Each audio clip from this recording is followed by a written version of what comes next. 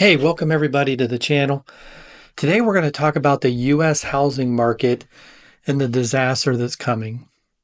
So the U.S. economy faces major challenges that could impact Americans financially in the coming months.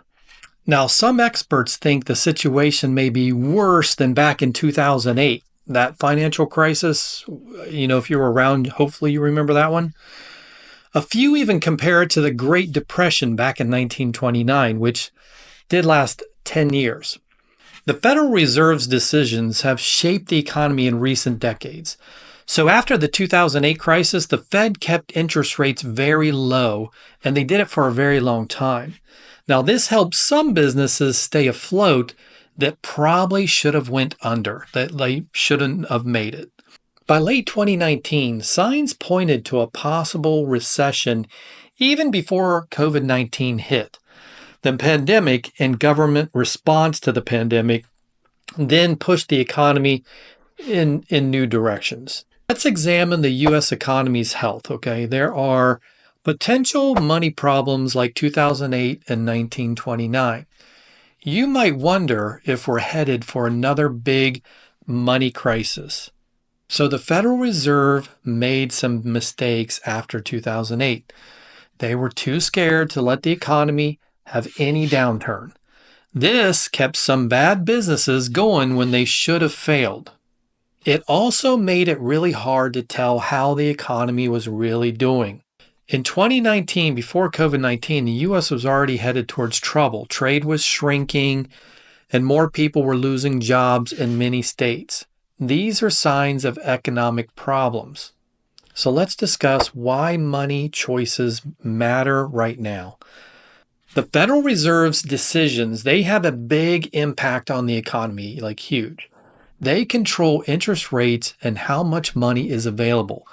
Their choices affect both Wall Street and regular people like you and me.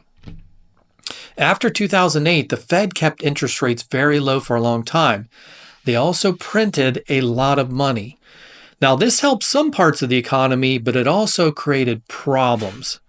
So, back when COVID hit, the government gave out a lot of money to help people. I mean, you remember, I got money, you got money, everybody got money. This kept the economy going and helped people out, but it also hid some underlying issues. So now we're going to be facing the results of those choices that were made back then. You should know that the economy has been growing since 2009, and that's a very long time without a downturn. Some experts think we're due for a change, and it might not be a good one. Next up, let's discuss the economic slowdown and its origin. Here were the warning signs before the pandemic. The U.S. economy was showing troubling signs even before COVID-19 hit.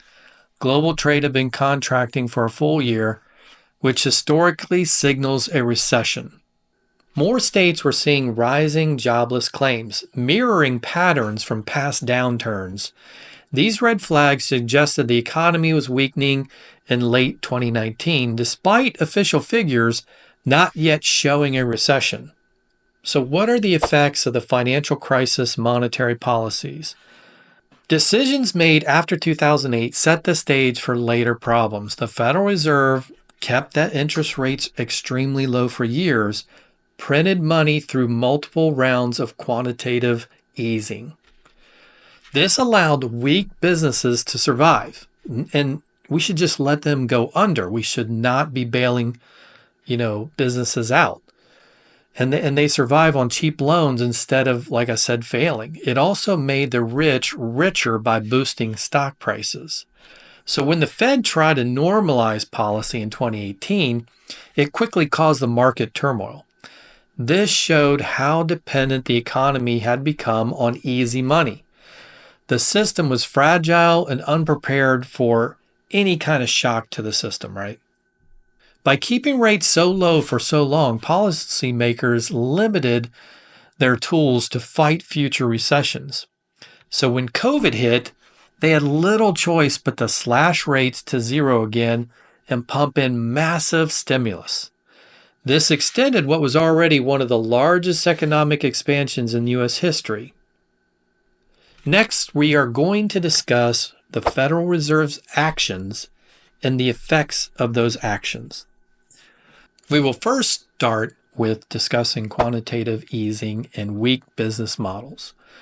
So the Federal Reserve's use of quantitative easing had mixed effects on the economy. By keeping the interest rates low and printing money, the Feds aimed to boost the economic growth. But this approach also propped up poorly run companies that, like we said, should have went out of business or failed. The low interest rates made it easy for weak businesses to get those cheap loans and just keep in business.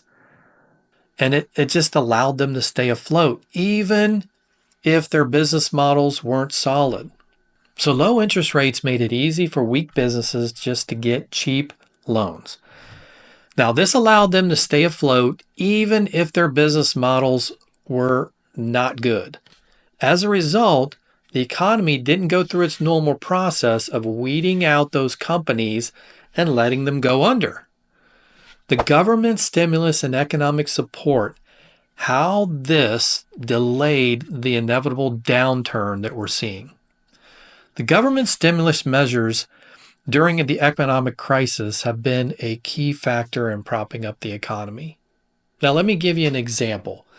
The 2020 CARES Act provided direct payments to Americans and expanded unemployment benefits.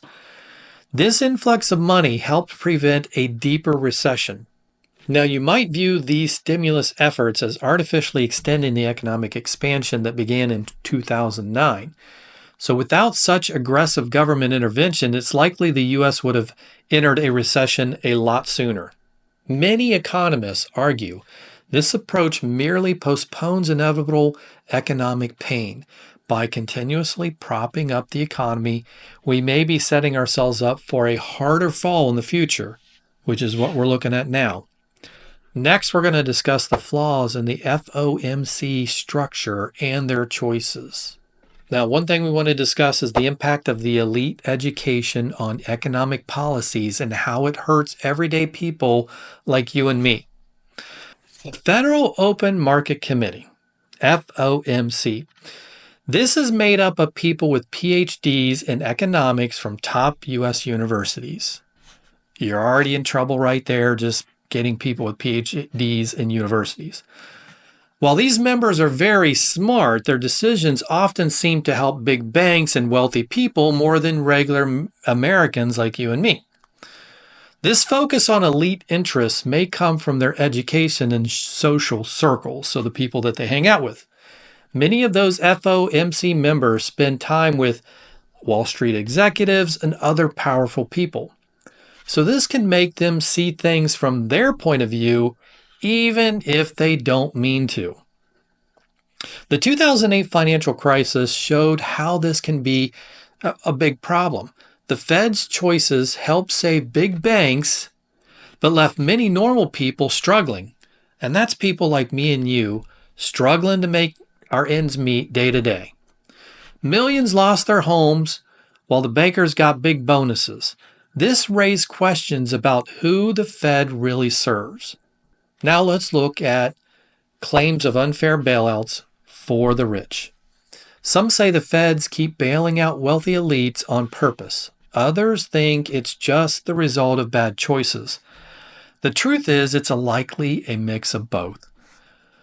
Former Fed Chair Alan Greenspan liked being popular with Wall Street. He often made choices that protected big investors from losses. This made him well-liked in powerful circles.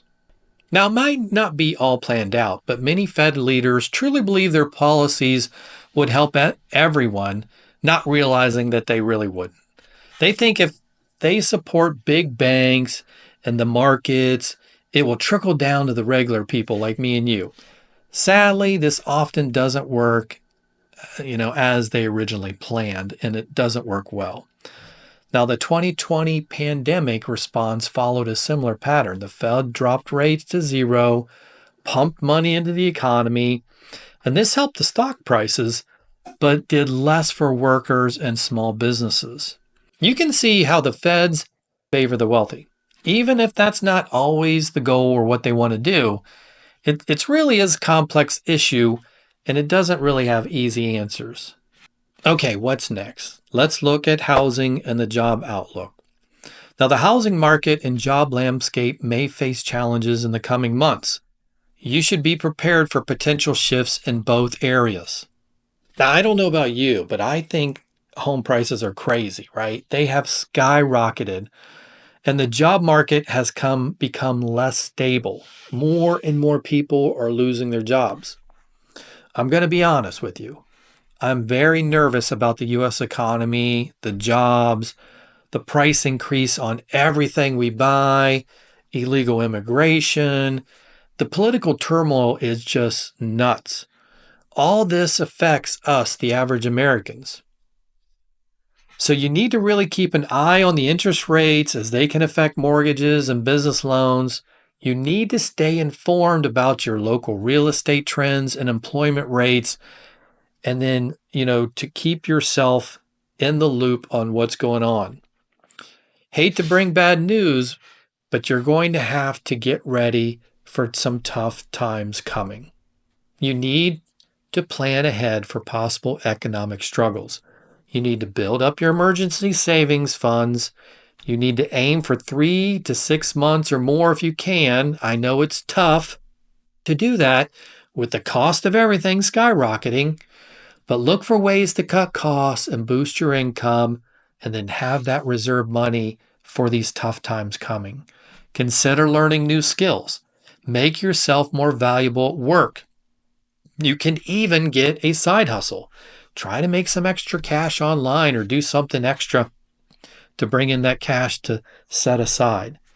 Then if you can, and I know it's tough, pay down some debt when possible, especially anything that's high interest like credit cards. Get rid of high interest credit cards. Diversify your investments and spread out your risk. Don't panic yet, but do take these steps to strengthen your finances now. Hey, I hope you found this video helpful. Please give me a thumbs up. Hit the subscribe for more videos on wealth building, real estate investing, and making money, and let us know your thoughts in the comment section.